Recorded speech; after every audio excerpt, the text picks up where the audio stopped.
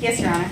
Call the meeting to order. Roll call, please. Donahue? Here. McKnight? Here. Roa? Here. Vogel? Here. Stearns? Here. If you're able to stand, please stand for the pledge.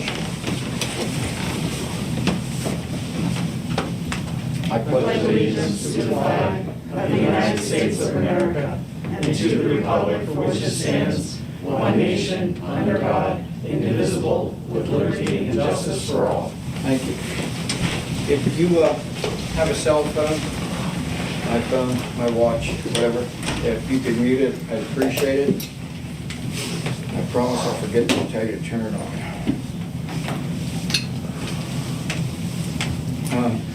Mary Ann, do we have anybody signed up for public comment? No, Your Honor.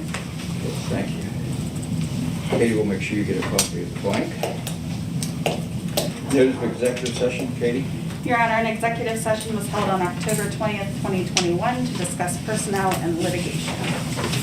Thank you. Motion to approve the minute? Motion. Second? I'll second. Any discussion? Roll call? Donahue? Aye. McKnight? Aye. Roa? Aye. Vogel? Stearns? Aye. Communication. Katie, we have 2 letters of communication. Your Honor, the first is a letter from the Meadville Independent Business Alliance requesting that council consider offering free 2-hour parking in the downtown shopping corridor from Friday, November 26, 2021 until Saturday, January 1st of 2022. Okay, thank you. Is that on the agenda? It is. Tonight? All right, thank you. And you have a second communication. The second communication we received via email from Reese Smith. It is in relation to an ordinance creating park hours. Mr. Smith says that he is strongly against the idea of creating such an ordinance. The discussion seemed to be an implication that the police would not kick everyone out just as suspected of causing mischief. He would start by saying that discretionary enforcement of any law, however minor, often leads to unfair application of the law. Additionally, with the original point of an ordinance to be stopping vandalism, vandalism is already illegal, so why is an additional ordinance needed to enforce such issues? He also asked council to consider how this ordinance would affect other kids who are not vandals, kids who are going to parks at nights to get away from toxic households, or just to be out at a time when there are very few people or cars around. He said, overall, I don't believe this new ordinance would have a significant effect on vandalism and instead would harm other kids. Okay, thank you. Mary Ann, manager's report. All right, so the first item under this is the budget. This is just an overview of the budget. We get into the meat of this. This is included in your budget binder in the front flap.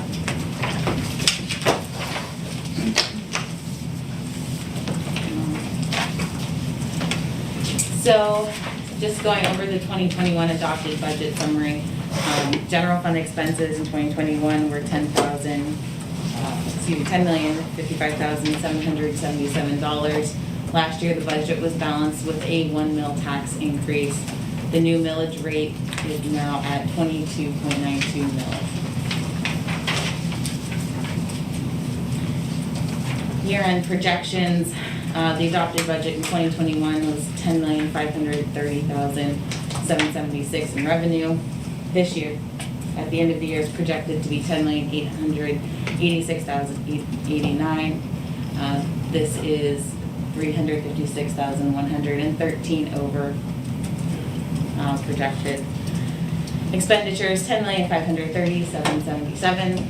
Projected is now $10,232,300.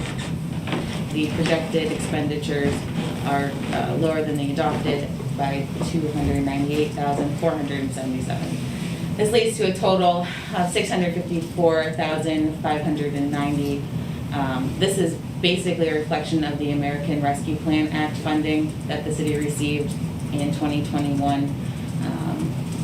As a reminder, the city received $1.2 million total. This is between 2021 and 2022. We received the first half of that this year. Second half, probably July of 2022.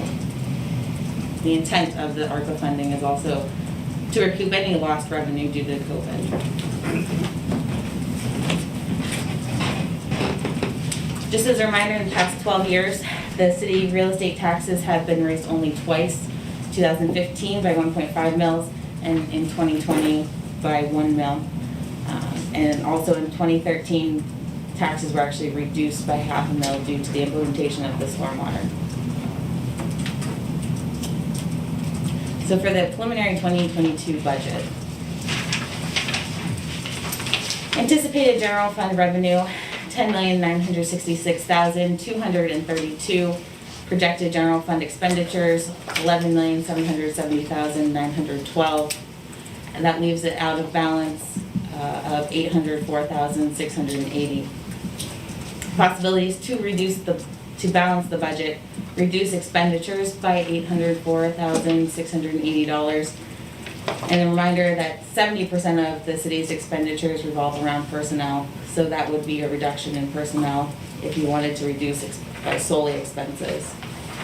You could generate the equivalent of the out of balanced amount by increasing real estate taxes by 6 mils, or you could use a combination of the ARPA funding at $662,000 and tax increase of approximately 1 mil. Here I just have some major line item changes from the 2021 budget that leads to the $804,680 number. You can see that revenue will decrease, projected to decrease by $226,839, while expenditures are projected to increase by $577,841.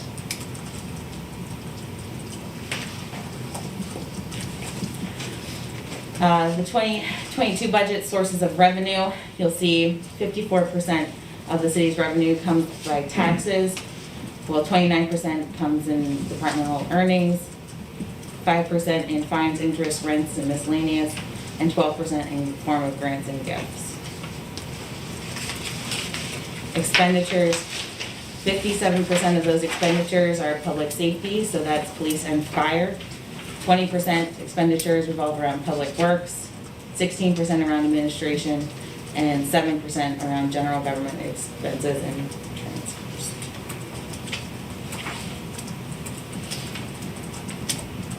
Just some fundamental challenges that we experience. These are continuous from year to year. Real estate revenues are flat.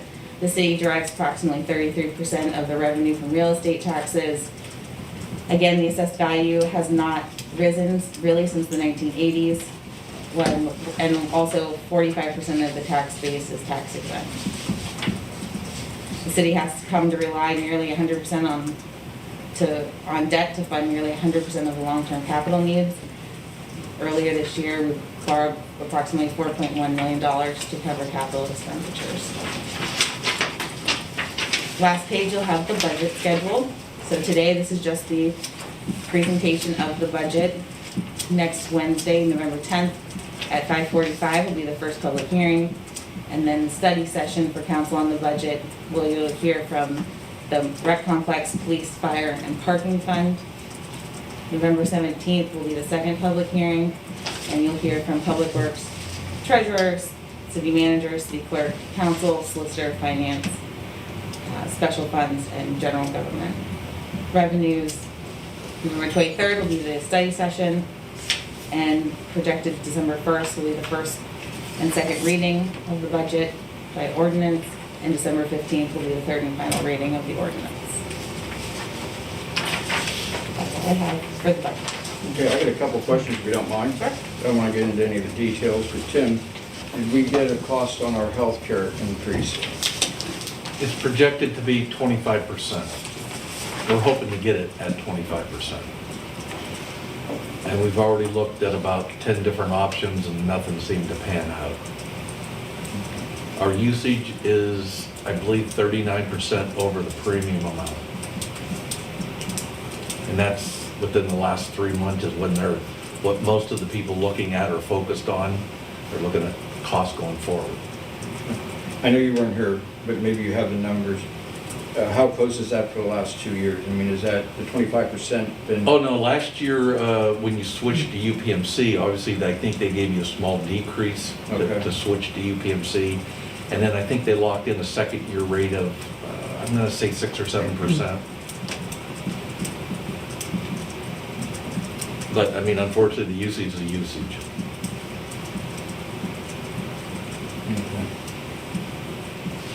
And then I have another question. Get back to it. Stabilization fund. What's the balance in that? Tim, do you? It's about 800,000. So you guys put money back into that. We were down to around 300,000. We were able to put 360,000 back in the 2020 year. And so from day one, I went back and looked. All the money we've taken out, the balance of budgets, we put back in. It's a good job. It's great. So there's about 800,000 in there. Okay. If memory serves me right, we'll look in the budget. I think that's all the questions that I've had that I can think of. I mean, we'll get into more, but those are the kind of highlights that I always look at because I want to know where we're at with healthcare. And there was no money used out of the rate stabilization fund this year for the 2022 budget. Okay. And the sale of the city property, we received that in Flex, correct? That's correct. And 750. Unfortunately, it came just a little after we printed the books, so I'll have a new page to hand out when we look at that. So I didn't want to have Katie to go through them all, but I'll have a new page that will show that amount coming in. 752 something. 732. But that will be in the real estate capital reserve. That's what we'll call it. Okay. That's the questions I have. Thank you. Anybody else? Can you tell us where the money, exactly where the money that came, the American Rescue Plan Act, where does that all go exactly? The 600? Well, the 662, of course, we brought it in July. We were fortunate enough that most of the revenues and expenditures came out to where we ended the year with about 662,000. So then that is going to be brought forward as a carry forward, and that's what we had projected to use to balance the budget, was the 662 plus we're recommending a 1 mil tax increase. That adds up to your $804,000 deficit. What you had to do was there's a calculation, and the county helped us, that shows if you, quote, had a revenue loss because of the COVID. And we were able to show almost all 662,000 could be used for essential services, which is essentially paying back police and fire. Now, next year's 662,000 you get in July, we'll have to do another calculation based on actual revenues from 2021 compared to your base revenues of 2019. That will also tell us how much we can use for essential services. And then whatever's left over, I think there's a whole list of rules that you have to follow to use it. So in this budget, what I showed was that 662 coming in July, but I showed it as a transfer out of 662, not knowing if the calculation would let us use it for essential services or whether all of it would have to be used for special purposes. Tim, when you're doing the calculation, are you using static figures, or are you going to be factoring in, like, as LERTA kicks in for one or more projects in the city, the revenue increases? Do we use a baseline, or do we use the stepped up? The way the feds let us do it was they took your actuals from 2019, Okay. and you could go back 3 years, or you could just use a factor of 4.1% increase, which they allowed. Okay. It obviously was in our best interest to use a 4.1% increase in revenues, and so that's how we got from the baseline to get to there. Thank you.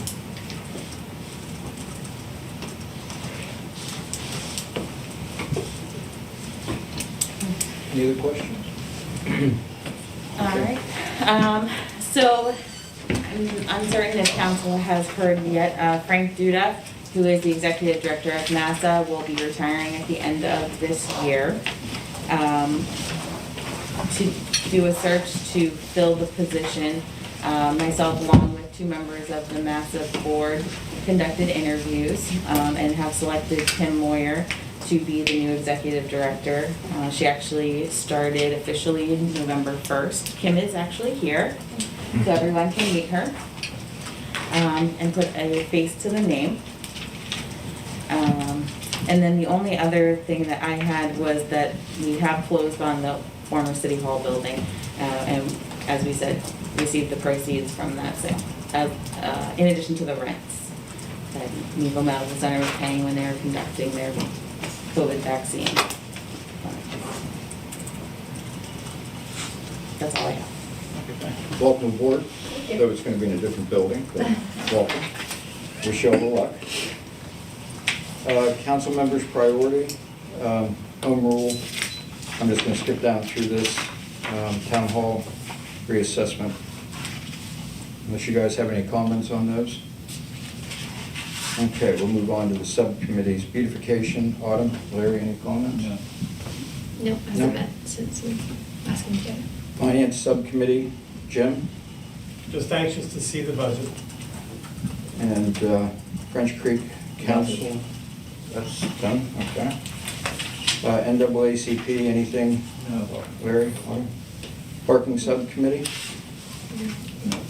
Okay, redevelopment authority? No, other than the transfer of the city property that signed about a week and a half ago. It was on a Friday, if I remember correctly. It was a Monday, October 25th. Okay.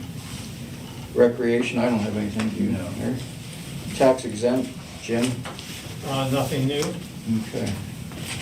Sean, anything? No. Okay, boards and authority. Katie, we have a letter of resignation. We do, Your Honor. We received a letter of resignation from Lois Curtin, who is resigning from the Market Authority. She says, I am writing this to officially resign from the Market Authority Board. I've been part of the board for 17 years. The Market House is still very dear to me. I've met wonderful people through my years, but it is time for a new face. Okay. I move to accept with great regret. Have a second? Okay. Okay.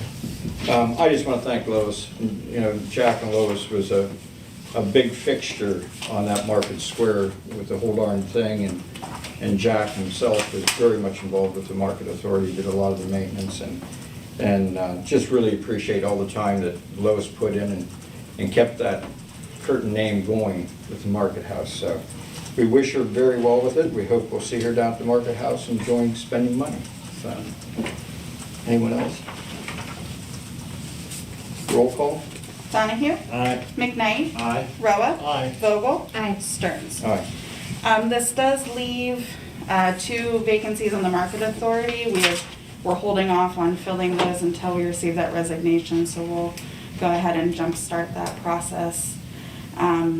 And then zoning hearing board alternate interviews are slated for Friday, November 5th. Who's on the Market House committee?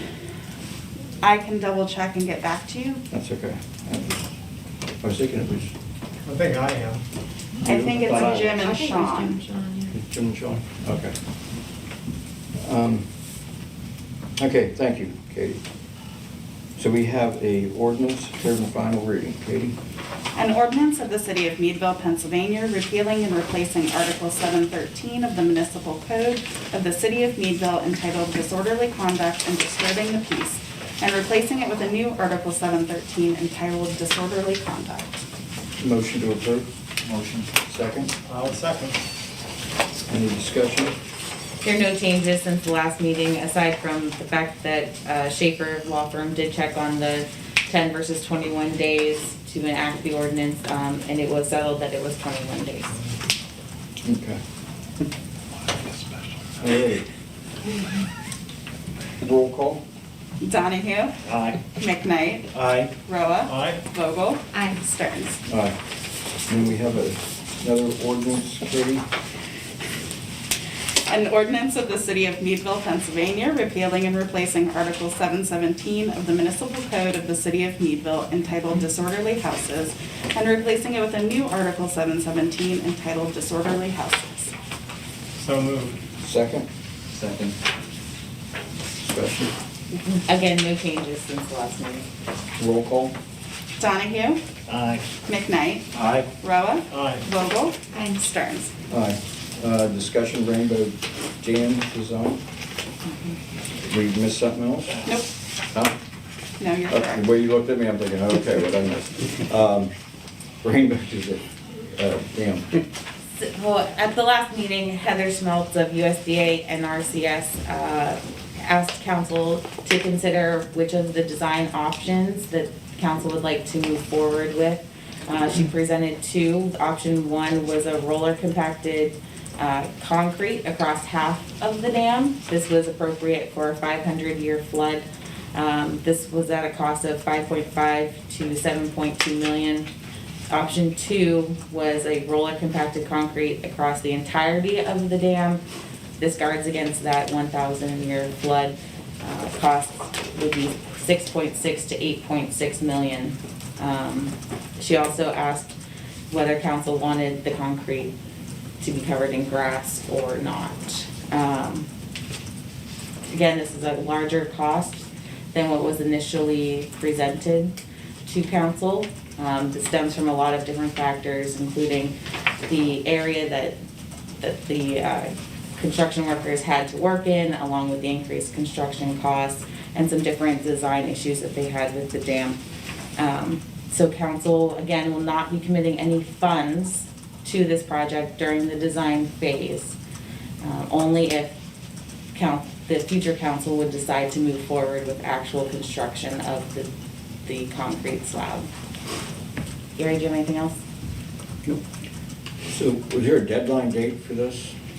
Sooner the better. She wanted within the next 2 to 4 weeks, well, within the next couple of weeks would be helpful for them to continue the design. And just a reminder that we have been lobbying the state to try to cover the city's costs. City covers about 1/3, so the feds cover about 2/3. And we do intend to try to get just about every penny that we can essentially covered by the state as much as possible.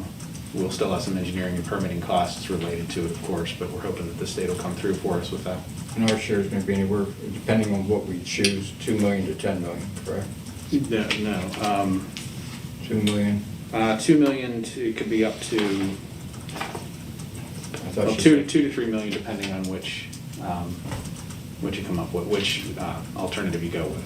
So Okay, tell me, why do I have a 10 million in my head? That's the total cost of one of the options that we need. The top option, wasn't it? The total cost. so that'd go up to about 9 million at the max All right. on a larger one. Yeah, the cities would only be about 1.9 to 2.5 for the cheaper and 2.3 to 3 million for the more expensive one. And that's the part that we hope the state will cover. Okay.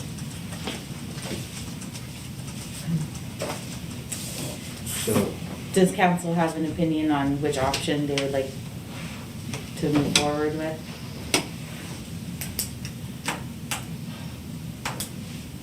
well, considering the last few weeks, seems like we've had an awful lot of rain, so I'm wondering if this 500-year rain's on its way. I personally have I just feel that I'm setting up the future council, and this really, why can't this be done in January when they're gonna be here for the 4 years, and they're gonna be here when the 2 years come to make these decisions? I mean, government doesn't normally move fast anyway, so I'm not overly enthused on committing a new council to a $2 million project because I decided, or we decided that we wanted a certain way. Well, we're not gonna be the ones, or at least some of us are not gonna be the ones that's gonna be dealing with the cost figure on it. That's my personal feelings. So this can wait until January for all I care. But majority of council rules. So if you wanna make that decision, we can certainly. We're not making a commitment that they have to stick to. So, I mean, it's not a permanent, this is just picking one of these two options and they're gonna start going from there. Yeah, but what One of the two options has to be picked. Yeah, but what happens if we pick option 2 and they wanted option 1? What's the cost difference between that option? 500-year storm difference, I mean, we could be, the 1,000-year storm and the 500-year storm. About $500,000, Leroy, is the difference. think the state's gonna make us come up with the money. I think they're gonna give us the money. If this was in West Mead, if it was just a little bit further out of town, or in Vernon or something, there's no way they'd make them pay it. I guess that's a concern that I have, because this project serves a number of municipalities that we are the ones that are theoretically on the hook. I know we may very well get a grant, but we're looking at our city being responsible for up to 35% of the cost when water comes from several townships. And I do have an issue with that. The other one, I mean, the difference between a 500-year option and the 1,000-year option is fairly minimal, but at the same time, dams only last 100 years, and this one's 60 years old. So if we're doing this wonderful upgrade to the rehabilitation, and we're not extending the dam life to 500 years because they just don't last that long, isn't that really a waste of money? Do you remember before when it used to flood? You're like the oldest person in the room. Sorry. I remember the flood. I don't remember that flood. I remember Before my Noah's time. flood, What? in addition to this one. So, Right? yeah. Yeah, I remember South Main Street, having 4 feet of water. From before Not- they put not Rainbow, from- I remember it too, but I don't remember Rainbow Dam not being there. No. That was there my whole life. It was put up in, I think, 1962. It's, Uncle George was the mayor. Yeah. He's the one who did this. Yeah. I just was wondering if anyone remembered it. I mean, you could see how there'd be no houses left if they didn't put it in along the creek. Well, that gets us to another question. If we have one of these horrendous storms and flooding, where is this water going to go? If it goes over the spillway, it's going to wipe out the path, it's going to wipe out most of Shady Brook Park, unless we re-engineer that, and I don't see anything like that in this plan. I mean, it's fine to be able to contain it, and I think it still makes more sense to contain the entire thing, so you don't have water seeping over on the side and eating away at the structure supporting this, which would cause structure failure. If you understand what I'm talking about. But we still have to ask ourselves a question. I mean, imagine if that water, think about Shady Brook now. Where is all this water going to go? And so we keep the water dammed up, and when it spills over, we ruin this park, the football field, the practice field, and probably several houses down along Mill Run. So is there going to be any kind of engineering done to prevent that from occurring? If I could speak to it, the first alternative is designed for the 500-year flood, and when we say 500-year, it really means it's a storm that has a 0.2% chance of happening in any year, of course. Not that it happens every 500 years, just to be clear on that. And this is designed to contain that water. Now, that's not to say that downtown isn't going to be underwater, because if we have a 500-year flood, downtown is going to be underwater anyway. This will contain that so that it doesn't take out North Street, come down north, take out the Diamond, take out the fire station, take out the city building. Because if that dam were to go, the inundation area is massive. And it's in areas that do not normally flood, obviously. So I guess what the point is the alternative 1 is really for is designed for the 500-year. Alternative 2 is for the 1,000-year flood. It will contain it in behind the dam, so it shouldn't overtop. It shouldn't damage the dam. That water shouldn't be coming down. If this holds, it's designed correctly, built correctly, that it'll hold that storm. We'll have problems elsewhere, no question about it. But just to be clear on that, the water will not be going over the dam with these storms if as designed. But we still haven't done anything to extend the life of the dam.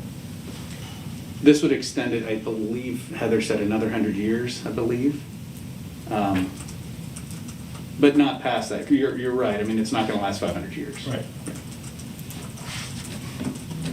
Yeah, I mean, I think my understanding, right, like, is that the situation you're talking about, Jim, is like why the dam needs to be repaired.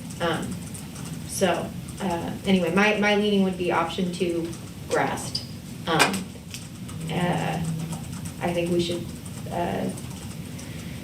climate emergencies are becoming ever more pressing, and I think that it's in our community's best interest to do what we can to ward against as many negative effects as we can. Jim, to your point though about the other municipalities being involved, like I wonder if that is like, are other municipalities being tapped for letters of support that are going to the state? Like that's a I'm not so much opportunity. concerned about that. If we get the financing from the state, in essence, the whole Commonwealth of Pennsylvania is helping us.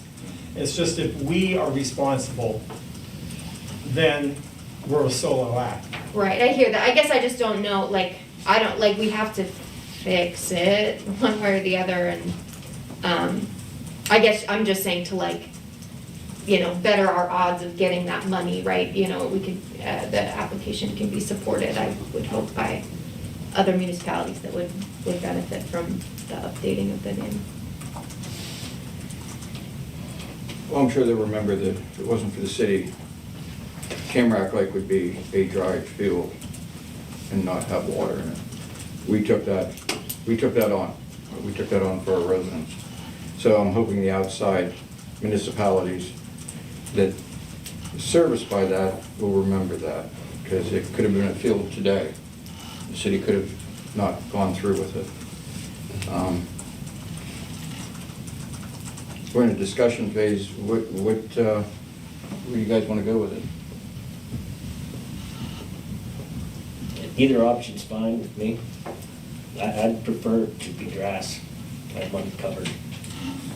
But, How thick would the grass covering be so that it won't erode off and leave exposed concrete?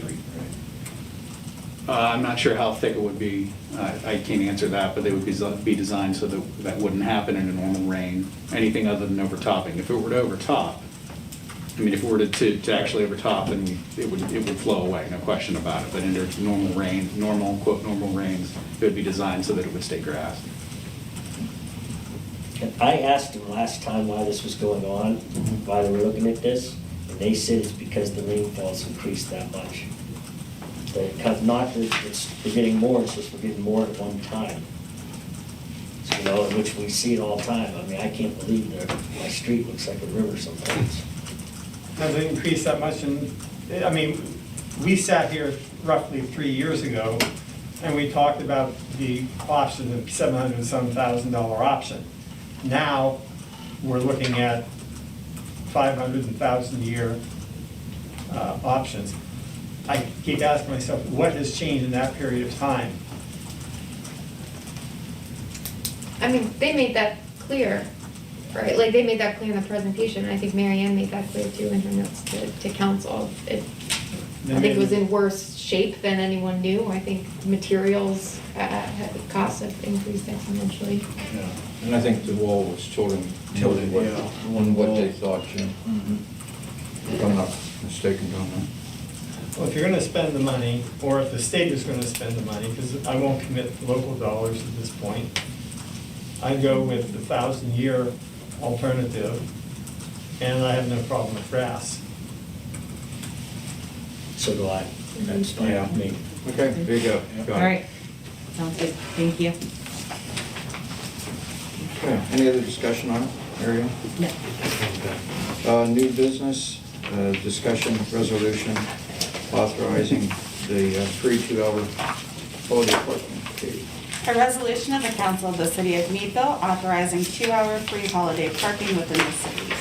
Resolved by the council of the city of Meadville that the council of the city of Meadville does hereby authorize 2-hour free parking at designated metered on-street and lot spaces in downtown Meadville during the holiday season from Friday, November 26th through Saturday, January 1st, 2022. Motion, please. Motion? Second, A second. discussion? This is just the annual free 2-hour parking provided to encourage shopping in downtown. Map is included in your packet. Map has not changed from last year. Just out of curiosity, is there, did the request come from the Business Alliance last year? I think it was from Chamber in prior years, I just. It's come from the chamber sometimes. Sometimes But in not the always? chamber. It's flip-flopped. Okay, Whoever. thinks someone it's just asked. Someone. Someone asked, great, okay. Any other discussion? Roll call? Donahue? Aye. McKnight? Aye. Roa? Aye. Vogel? Aye. Stearns? Aye. Councilmember Sagan, Sean, start with you tonight. I don't know. Thanksgiving's coming up. Let's see, and Meadville has a home, not a home game, but a game at Edinburgh on Saturday against Harbor Creek, I believe, and I think we already beat them once, but it's a playoff game, so it might be interesting. I plan on attending unless it's raining and snowing or something. So, other than that, thanks anyone that voted. Thanks, I like to see the support for people going out and vote. That's about it. Autumn? Big thanks to staff for your work to prepare the budget. Got a lot of meetings ahead. I appreciate the folks that are here and hope people will continue attending or paying attention and weigh in. I, for one, have lots of thought to give about American Rescue Plan Act funds. We're in a tough spot. That's not news. But there's, I've been reading about lots of ways we can use this money and listening to people, listening to residents all summer about how we should use it. And it's tough when you see the budget is tight, but it's tough to know. But I hope to bring that information in a comprehensible way to council in a few weeks. Also on Friday, the Business Alliance has, they host First Friday in town. And this First Friday, I believe, is a winter clothing drive, like a coat drive for Center for Family Services, and I think it's happening in the Diamond. Is that true? Okay, yeah. It is happening in the Diamond from 5 to 8. So folks can bring new or gently used winter clothes there, and I imagine that ahead of that, the beautification committee will do some cleanup Thursday night, maybe? Maybe. Yeah, we will. We'll meet in the Diamond, and we'll clean it up before the event. So come downtown. Larry? Yeah, well, thank you guys for the work on the budget so far. It's going to be interesting. Just like to just remind everybody, again, it's getting dark early. There was a terrible accident on 79 involving a school bus down by Newcastle. Not sure exactly what happened, but it was bad. So just be careful. I don't know how many people I've had run my red lights and they're texting, or just there's the kids. There's somebody's kids are crossing the street. So please be careful and continue to wear your mask, please. I've lost a couple more friends to COVID. It's sad. And like I told people before, I was very animate against getting the shot. But when you lose someone that is close to you, you should rethink life. So yeah, I would encourage people to wear their mask. If you don't believe in the shot, just have respect for others. Jim? I'd like to express appreciation to staff for all they've done, preparing the budget and everything else for us. Over the years, we've seen our administrative staff dwindle in numbers, and frankly, I don't know how they do it sometimes, but they manage and do it very well. Leaves are up late this year. Nice to enjoy them. We would enjoy them a little better if we didn't have snow on them like we did this morning. Other than that, I have nothing else, Your Honor. Well, thank you. You know, we're getting into the colder nights now, and I always worry during the wintertime with people using, you know, heaters, space heaters, overloading the sockets, and we've had fires over the years because of people not being careful. So, you know, just use common sense when you're going to use heating in your home. Make sure that it's safe to use in your home, first of all, and watch kids around that stuff. It's just dangerous. With all that, do we have any executive session? No, Your Honor. I want to thank staff for everything you've done. Thank all of you. Thank you, nice meeting you and good luck. Yes, thank you. Thank you for being here. Motion to adjourn? Motion? Second? Second. Roll call? Donahue? Aye. McKnight? Aye. Noah? Aye. Vogel? Hi. Stern. All right, we're out of here, guys. Leave.